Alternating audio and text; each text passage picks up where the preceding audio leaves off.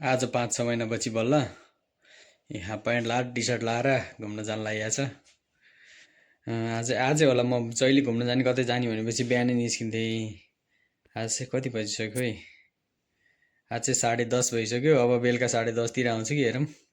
आज मस्त हाइकिङ गइन्छ। यो पेट अलि ठुलो ठुलो हुन लाग्छ। यसलाई यस्तो घटाउनु पर्ने छ। 6 प्याक त होइन तर घटाएर सानो बनाउँछु। मस्त हिँडेर आउँछु आज दिनभरि हाइकिङ। यो बाटो कस्तो खुल्ला थियो कि यहाँ घरै घर देखिन्थ्यो।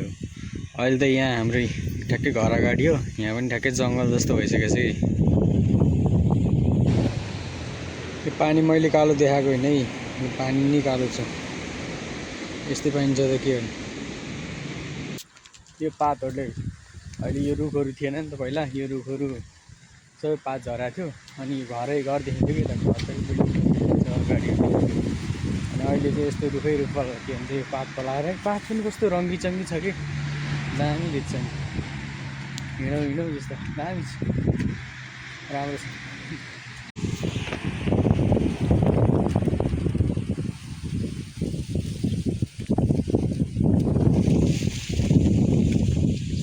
अहिले जाँदाखेरि म हाइवेको बाटो हिँडिरहेको छु। यता रोड छ, यहाँ हाइवे भए पनि साइकल हिँड्ने मान्छे हिँड्ने बाटो पनि छ। यता साइडमा एउटा दुईवटा घरहरू पनि छन्। म आउँदाखेरि चाहिँ सकेसम्म त्यो जङ्गल समुद्रको बाटो आउँछु होइन। अहिले जाँदाखेरि किन नगएको भने अब जङ्गलमा कता हराइन्छ है। अनि यो बाटो जाने अनि फर्किने बेला चाहिँ अनुमान लगाउँदै अर्को बाटो आउने।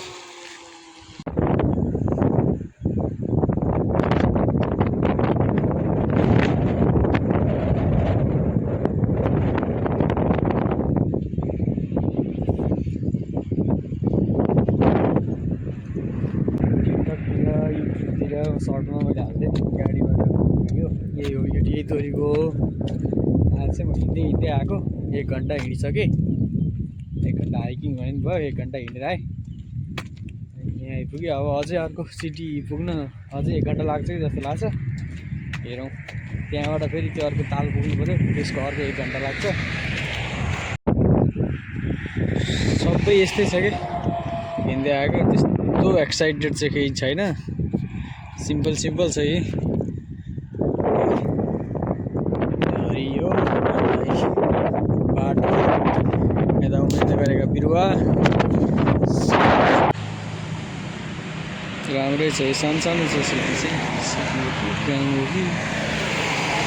आयो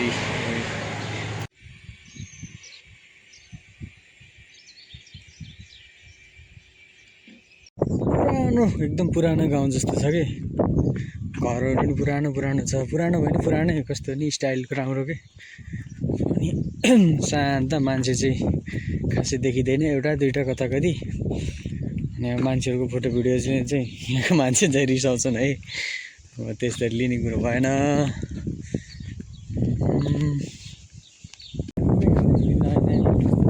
बाटोमा चाहिँ ढलान गरे नि सिलेट कि हाल्यो बनाएर हाल्यो, राम्रो छ। यता साइडमा खोला छ। म जाने रोडबाट यता भित्र हिँडेको निस्केको 10-15 मिनट भयो। यहाँ हिँड्ने बाटो साइड त छैन। अब यो रोडै हिँडिरहेको छु। खासै त्यस्तो गाडी पनि छैन रोडमा। रोड कसरी भने यो सिलेटहरू बिछाएर बनाएर रहेछ कि। यो ढलान गरेको ढलान बाटो नि होइन, त्यही ढलानको ब्लक जस्तो ठुल्ठुलो 4 बाटे टक्क बिछाएर यही छापिदिएछ कि सडकै भयो माथिसम्म। धेरै पुरानो बाटो हो जस्तो लाग्छ मलाई। आजभोलि यस्तो बाटोहरू खासै देखिन्न कतै नि। धेरै पुरानो बाटो होला। कतै चाहिँ यस्तो नयाँ ब्लक नयाँ ल्याएर हालेको कि नयाँ। नेपालको पाहाडतिर पनि कतै हुन्छ नि त्यो सिधै ढलान, सबै बाटै सडक्कै ढलान गर्नुभन्दा यस्तो राखे राम्रो हुन्छ कि जस्तो लाग्यो मलाई।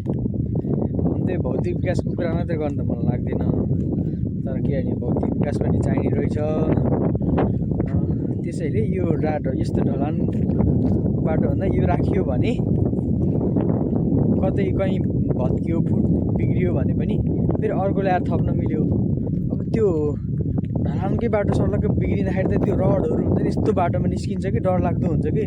त्यो बाटोले मैले मनाङतिर जाँदाखेरि देखाएको छु है लमजुङतिर पुरै बाटोमा यस्तो यस्तो स्लेटहरू हल्का भिरालोमा राख्न मिल्छ जहाँसम्म लाग्छ मलाई मिल्छ ल नेपालको इन्जिनियर साहबहरू प्रतिक्रिया गर्नु होला धन्यवाद यस्तो धेरै विन्डमिलहरू छ अघि म त्यही बाटो आएको त्यो बाटो त्यहीँबाट आउँदाखेरि त खासै मेसो पाएन यहाँ टाढा हेर्दाखेरि त यति धेरै विन्डमिलहरू देखिँदै छ ओहो सडक छ कि उहाँ कहाँ कहाँ छ कहाँ कहाँ कति टाढा टाढा छ है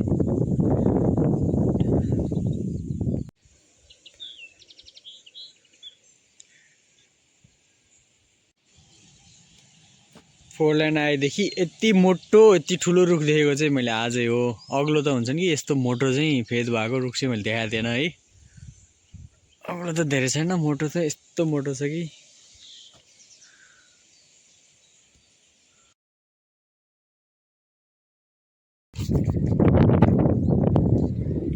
तिन घन्टा हिँडेर यति मात्रै हेर्न आएको त होइन नि यो पनि राम्रै छ सुन्दर छ तर पनि अब त्यहाँ अगाडि चाहिँ गेट लगाइरहेछ है केटी लगाएर हेर्नै पाएन अन्त भर मजै आएन त्यहाँ 3 घन्टा मेरो बिहानदेखि हिँडेर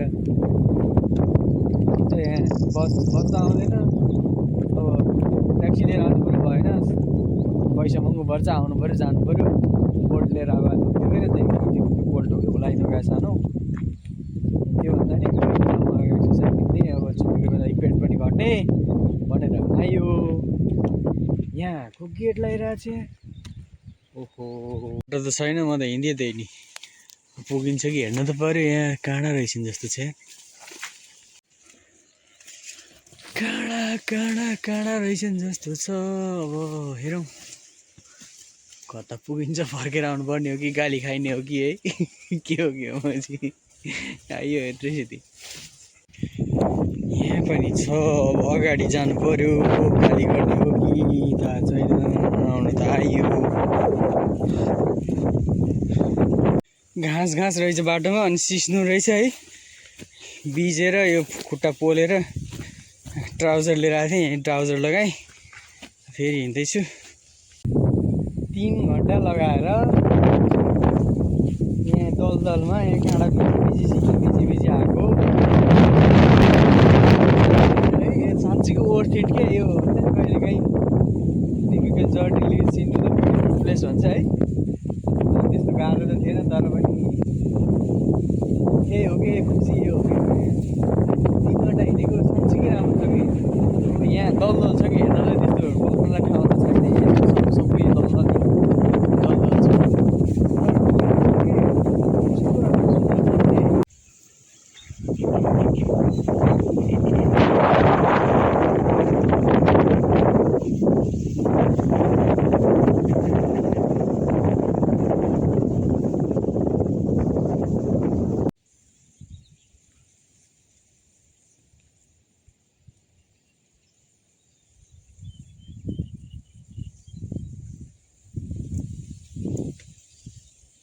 मैले भिडियो बनाएको यो रुखमा चढेर हो यो रुख पनि ठ्याक्कै पानीमै उम्रिएछ यो बाटो पनि यो सबै यहाँ दलदल जस्तो छ घाँसले चाहिँ कोप्छ है खुट्टा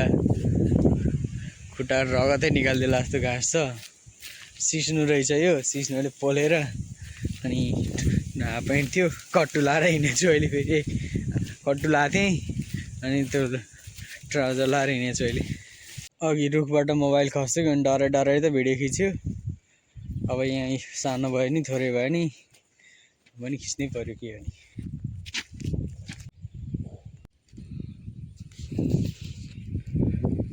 अब खाजा ल्याएको छु खाजा अब 1-1.5 घन्टा बसेर खाजा खाइन्छ यहाँ आनन्दले सुतिन्छ अनि अब बिहान आएको बाटो होइन अर्को बाटो जाने हो भनेको हेरौँ बाटो नभेटाए ट्याक्कै समुद्रमा जान्छु त्यहाँबाट तिरै 3 घन्टा त कसो नपुगेला घर होइन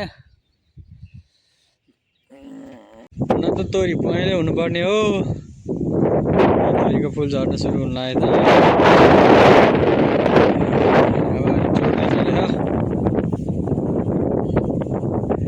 बाटो कस्तो राम्रो बनाएको छ भने बिचमा यता गाडीको टायर हिँडिन मात्रै ढल हान्थ्यो यता नि खाली उता नि खाली है स्मार्ट वेले बनाएको छ भने रेल रोक्ने ब्रेक हो कि ब्रेकर हो कि के हो रेल रोक्ने ठाउँ, तर रेलै आउँदैन र पो यहाँ बाटोमा घाँसै घाँस छ। अलि 2-4 वर्ष 8-10 वर्षपछि यहाँ रुख पलाउँछ, रुखै रुख हुन्छ। यस्तै हो, कहीँ बाटो ट्र्याक छ रेल छैन, कहीँ रेल पनि छैन ट्र्याक पनि छैन। यो त कुस्मा स्टेसन हो क्या साँच्चै। पोखराको रेल कुरो बसेको, अब जाने हो पोखरा।